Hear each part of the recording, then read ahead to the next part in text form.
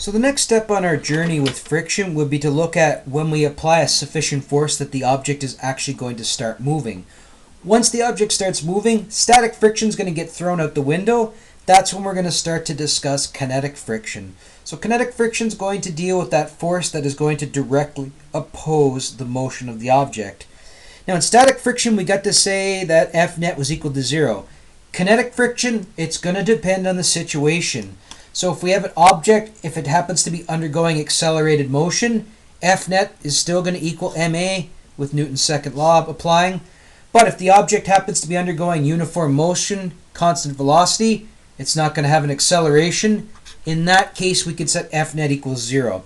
So you'll encounter the odd question where the object is moving, but it's moving at constant velocity. So in that case, we can certainly set F net equals to 0.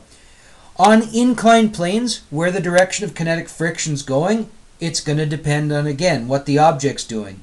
If the object is moving down the plane, kinetic friction is going to oppose that, and it's going to go up the plane.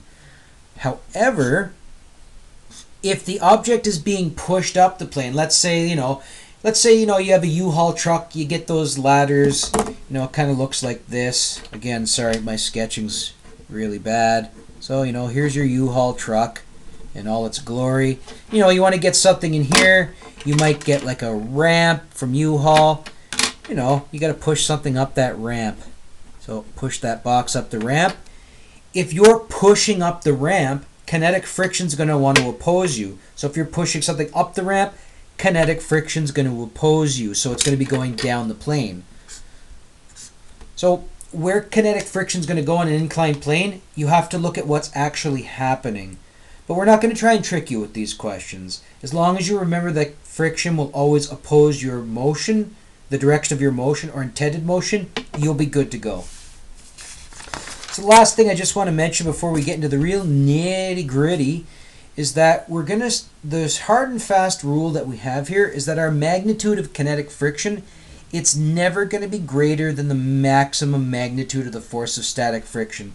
So we can kind of see here, like as we apply this force on an object that's not moving, the force is getting greater and greater and greater and greater, and then eventually it's going to start to drop.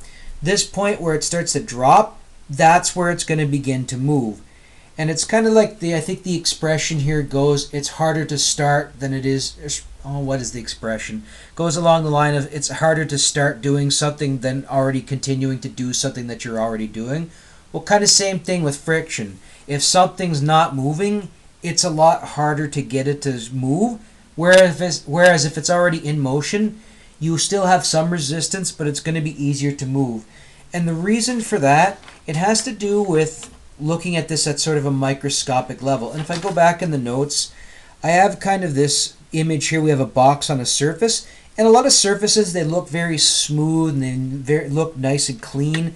If we actually look at it at a microscopic level, though, we'll see that we have these little jaggedness. And this jaggedness is where friction's coming in. Like these surfaces trying to move across each other, that's a really rough surface.